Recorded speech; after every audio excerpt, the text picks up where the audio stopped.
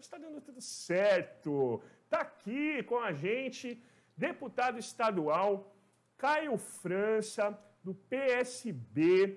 Deputado, boa noite. Bem-vindo à BTV Bertioga. Nos escuta bem? Escuto bem, sim, Ale. Prazer em falar com você. Boa noite a você e a todo mundo que está nos acompanhando. Prazer poder estar aqui. Seja bem-vindo. Eu vou ficando empolgado com o papo, acabo esquecendo. Eu quero agradecer toda a sua equipe, tá? O Márcio, o Manuel, toda a sua assessoria, pedir para você aumentar o salário de todos eles, que eles são muito maneiros, tá bom? Também te dar um abraço da Letícia Mendes, uma jovem liderança aqui do PSB local, te mandou um grande abraço, ao Silvio Magalhães e tantos outros PSBistas, se a gente pode assim dizer, aqui da nossa cidade. Muito legal. Esse é o novo canal de TV aqui de Bertioga. Estamos completando um mês e pouquinho aqui do programa. E é uma alegria, uma honra tê-lo aqui, viu, deputado? Que bom, prazer é meu. Feliz em estar podendo participar com você aqui desse início, nesse momento difícil que nós estamos vivendo. Aproveitar para deixar um abraço ao povo de Bertioga, que Caiçara aqui como eu, que também está vivendo essa agonia desse momento difícil, né, onde muitas pessoas, enfim, não estão conseguindo aferir sua renda. Vamos bater um papo um pouco sobre isso também. Claro que eu sei que deve estar deixando as pessoas desesperadas numa região que depende muito aí das atividades de serviços como o nosso, mas no momento é de muita dificuldade de saúde também. Enfim, temos que tentar conciliar isso tudo e, só para não deixar passar batido, mandar um abraço também ao Silvio Magalhães e à Letícia, essa jovem liderança também da cidade, e eu acompanho ela aí no dia a dia, sei que ela é bem ativa. Beleza! Convidando você que está assistindo a nossa entrevista a participar, estamos ao vivo no YouTube e também no Facebook da nossa BTV Bertioga. O formato do programa, normalmente nós temos um convidado aqui no estúdio. É o meu, viu, deputado? Se for por causa do cachorro, é o meu pastor alemão aqui. Eu tenho dois aqui também, mas por enquanto não são os meus, não, eu sei. O home office tem dessas coisas. Então, durante essa fase mais restritiva, a gente está fazendo as entrevistas apenas pela web, tá bom, galera de casa? Deputado, eu queria que você já opinasse pela parte mais polêmica. Amanhã a Baixada Santista entra em lockdown, né? Enfim, o que você pensa de tudo isso? Qual a sua atuação, a sua posição junto aos prefeitos? Fique à vontade para falar, por favor, desse tema. Então, Ale, desde o início eu tenho sido muito combativo ao Plano São Paulo por diversos motivos. Especialmente quando nós estávamos com números aqui na Baixada Santista para estarmos ao menos na fase amarela e o governador nos classificou na fase vermelha. Acontece que atualmente a situação não é a mesma de 20 dias atrás. A nossa região está com ocupação de leitos por volta de 85%, 90%, e da mesma forma nos leitos de enfermaria. Então, é claro que isso modifica a minha avaliação. O que falta, no meu entender, Ale, é com a outra mão você conseguir garantir com que todo esse povo que trabalha com comércio, que depende do comércio, você entregar alguma coisa para eles. Para os trabalhadores, um auxílio emergencial, e para os empresários, alguma chance de sobrevivência.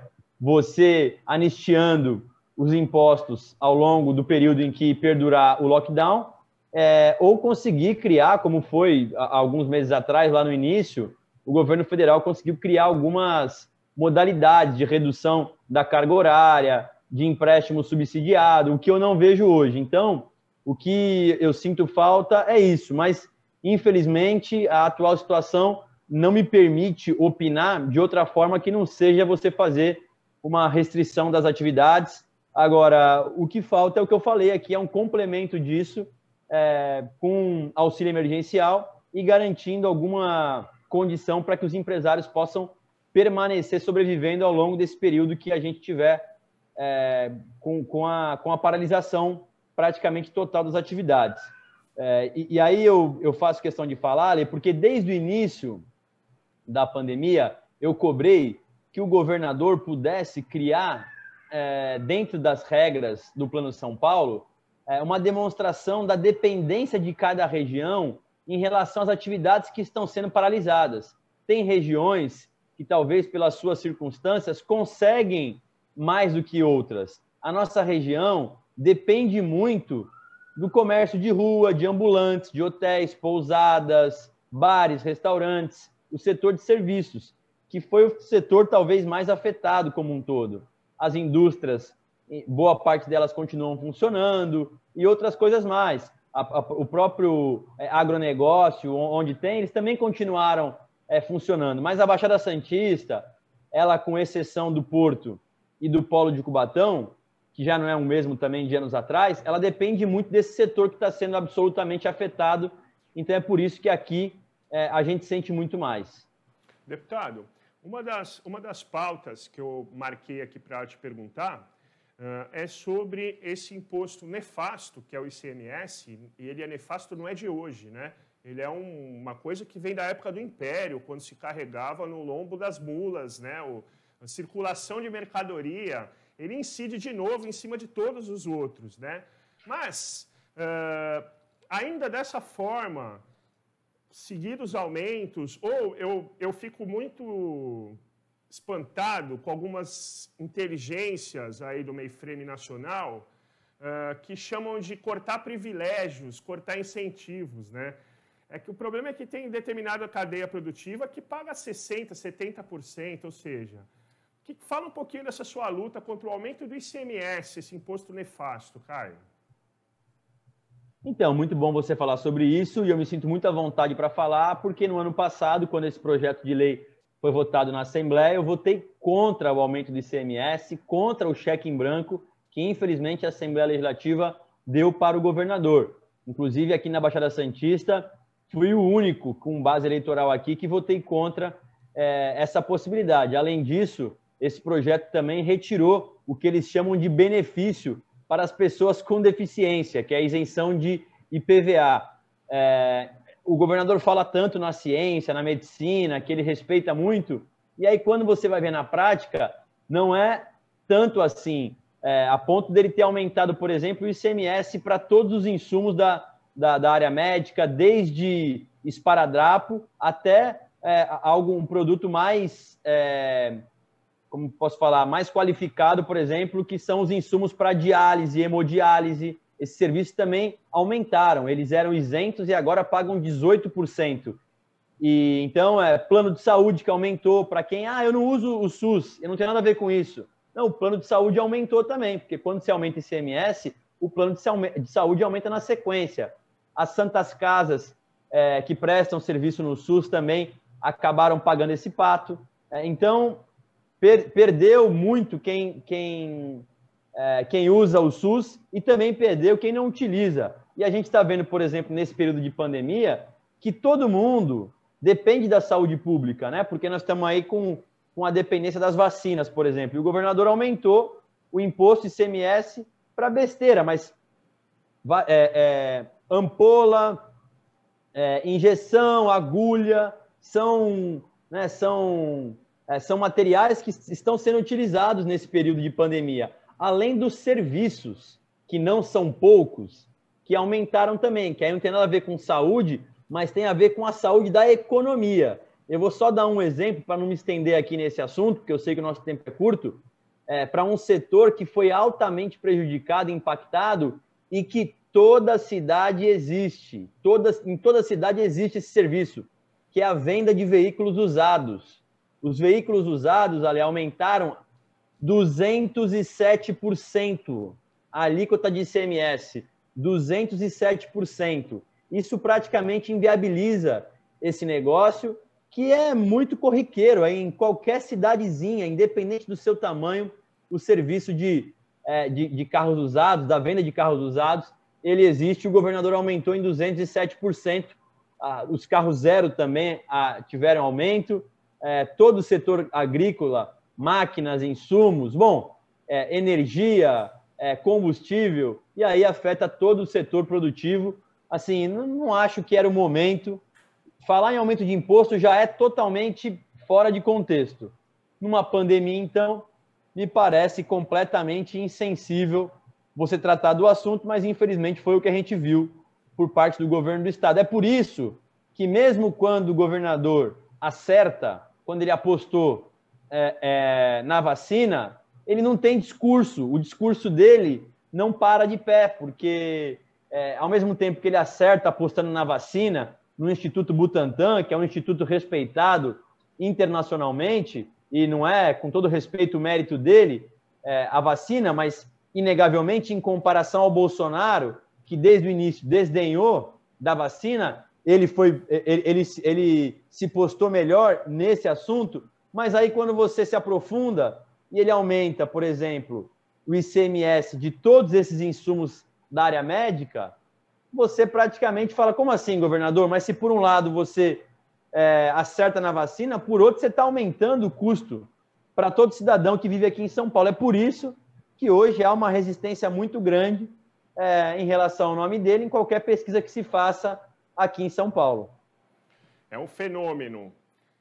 O governador realmente ele é um fenômeno, porque você tem os apaixonados pelo Bolsonaro, que também não adianta conversar, é melhor você ficar em paz e terminar seu jantar, né? Tem os apaixonados pelo Lula, que é a mesma coisa também, não adianta, é melhor você manter a amizade e terminar lá o chopp. Mas assim, é igual para aquele seriado Todo Mundo Odeia o Cris, né? Todo mundo odeia o Dória. É uma coisa, o governador realmente... Ele conseguiu juntar todos os lados contra. E acho que isso tem muito a ver com a eleição, né, Ale? Porque... Você me escuta? Tá me escutando? Escuto. O Bolsonaro. Então, exatamente. O Bolsonaro acabou que caiu por terra em algumas semanas, logo depois da eleição. E eu fico muito triste, porque o nosso país vai para um caminho aí, assim, de extremismo novamente. Eu não vejo muita perspectiva, né?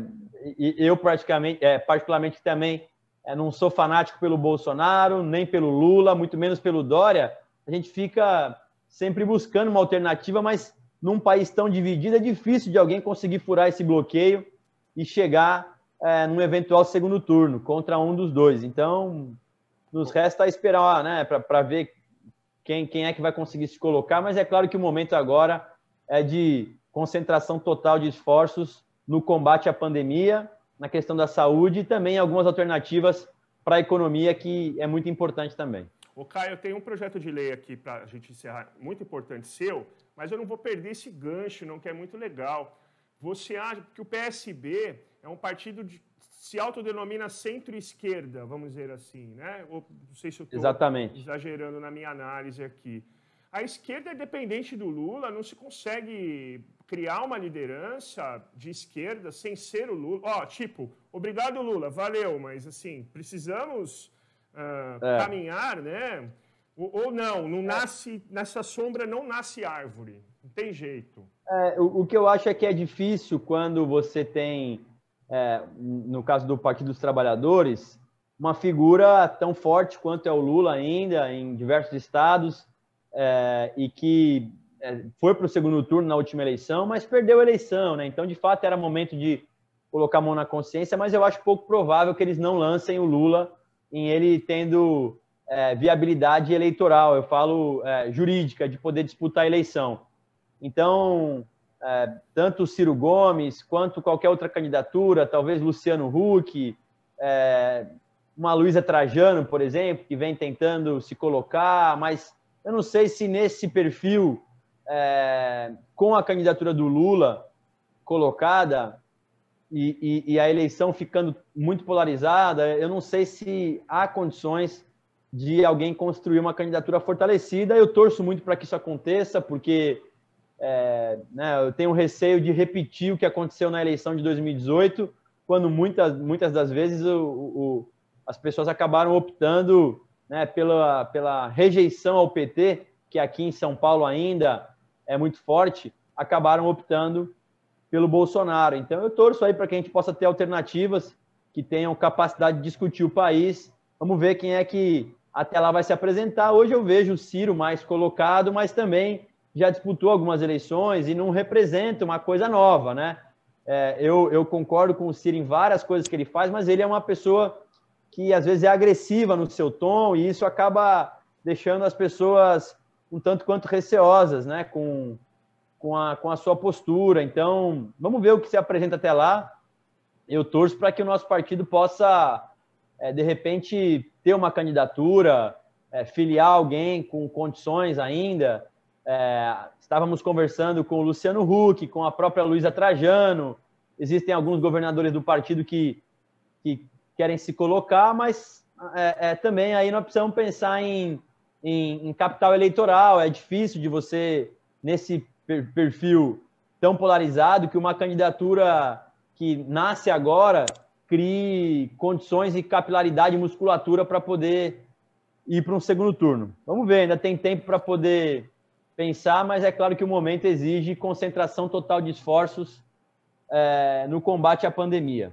Então, para fechar rapidinho, que eu prometi uma entrevista rápida, eu vou cumprir, o Caio está sempre com a gente. Você é autor de um projeto de lei para instalar álcool gel no transporte público.